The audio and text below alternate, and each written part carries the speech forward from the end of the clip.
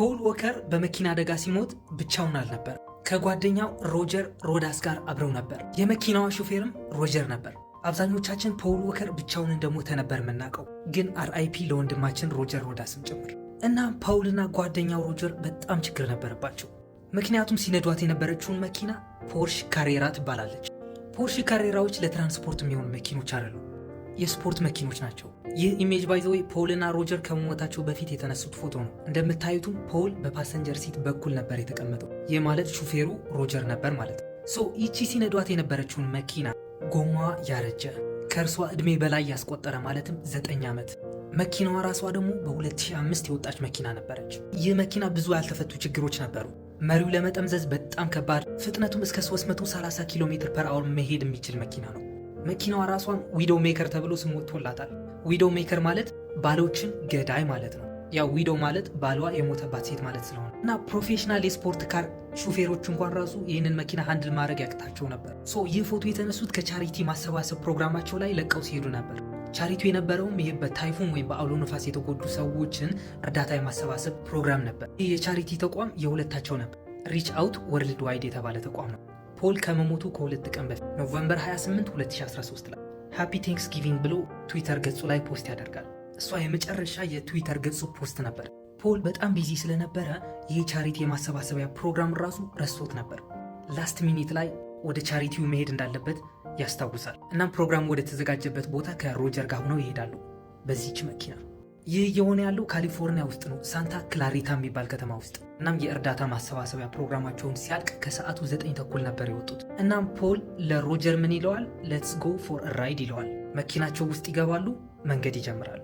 ያን ያክል ርቀት አልተጓዙም። መኪናዋ ባንዴ ከ0 ወደ 93 ኪሎ ሜትር ፐር አወር ፍጥነት ትደርሳለች። እናም ይህ ፖርሽ መኪና መሪው ለመጠምዘዝ በጣም ከባድ ነው ብያቸው አልነበረም? በዛም ፍጥነት እየሄዱ እያለ ኮንትሮል ማድረግ ያቅተዋል ሮጀር። እናም ሄዶ ከኮንክሪት ፖል ጋር ይጋጫል። ከዛም ተፈናጥሮ ዛፍ ይመታል። ከዛፉም ተፈናጥሮ ወደ ሌላ ዛፍ ይመታል። እዛ የነበሩ የአይን እማኞችም ራሱ መኪናዋ ስትጋጭ እንደ ኳስ ነበር የነጠረችው ብለዋል። መኪናዋ የመጨረሻው ዛፍ ስትመታ እንደዚህ በእሳት ተያይዛ ነበር። ሮጀር ወዲያውን ነበር የሞተው። ፖል ግን የተወሰነ ደቂቃዎች ነበሩት ይላሉ። ይህም እንዴት እንደገለጹት ላስረዳ። ፖል ከነነፍሱ እንደተቃጠለ ማስረጃ ያቀረቡት ጉሮሮ ውስጥ በምርመራ ሰዓት ላይ ጭስ ስለተገኘ ነበር፣ ወይም ይሄ ጥቁሩ ጥላሸት የሚባለውን ማለት ነው። ፖል እንደዛ ከነነፍሱ ሲቃጠል ሰዎች መርዳት አቃታቸው፣ ምክንያቱም መኪናዋ ጭፍልቅልቅ ብላል። የነበራቸውን አማራጭ ሁለቱም ስጋቸው ሲቃጠል ማየት ነበር። አስቡት ምን ያክል ከባድ እንደሆነ ከነነፍስ እሳት ስትቃጠል። ግን መርማሪዎቹ እንዳሉት ከሆነም ብዙም ሳፈር አላደረጉም፣ ምክንያቱም ፓራላይዝድ ሆነው ነበር ያሉት።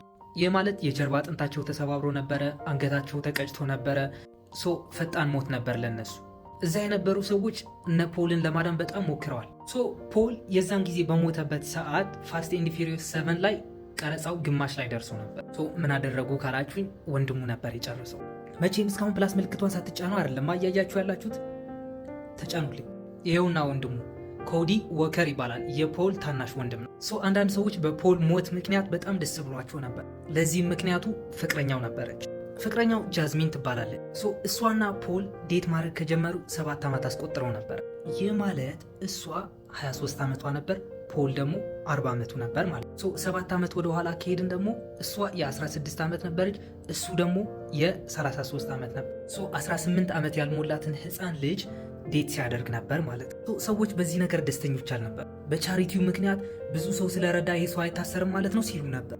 ሁለቱም እንደሚሉት ከሆነ ግን የሁለታቸውን ፍቅር ጀንውን ነበር ወይም የእውነት ነበር።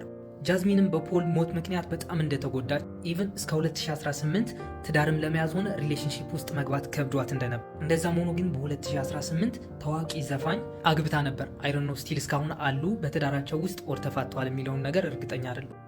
ፖል ጃዝሚንን ብቻ አልነበረም ከእድሜ በታች እያለች ዴት ማድረግ የጀመረ። ከሷ በፊትም ሌላ የ16 ዓመት ሴት ልጅ ነበረች ዴት ሲያደርግ ነበር። በዛ ምክንያት በፖል በጣም ተናደው ነበረ ሰዎች። ይቺ ደግሞ የፖል ሴት ልጁ ናት፣ ሚዶው ትባላለች። ፖል የሞተበት ጊዜ ላይ 15 ዓመቷ ነበር። እናም የሮጀር ቤተሰቦችና ሚዶውን ሆነው ፖርሽን ይከሱታል። ምክንያቱም ፖልና ሮጀርን የገደለች መኪናዋ የሴፍቲ ኢኩዊፕመንት ኢንስታል ስላልተደረገላት ነው። እንደነገርኳችሁ መኪናዋ ወደ ገበያ ወጣችሁ በችኮላ ነበር። ምክንያቱም ዲዛይኗን ብቻ አይተው ብዙ ሀብታሞች ወደ ገበያ እንድትቀርብ ፖርሽን ኢንሲስት ስላደረጉ ነበር። ክሱ የሆነውም በ2015 ነበር። የፖርሽ ምላሽም ፖል በራሱ ኃላፊነት ነበር መኪናዋን የገዛት ብለው ይህም ማለት መኪናዋ ለትራንስፖርት እንደማትሆን ነግሬያችሁ ነበር አይደለ? የስፖርት መኪና ነበር። ይችን መኪና የገዛ ሰው የመኪናዋን ሪስክ ያውቅ ነበር። እንደሱ አይነት መኪኖችም ራሱ ብዙ ሰዎችን እንደገደሉ ይናገራሉ ፖርሾች።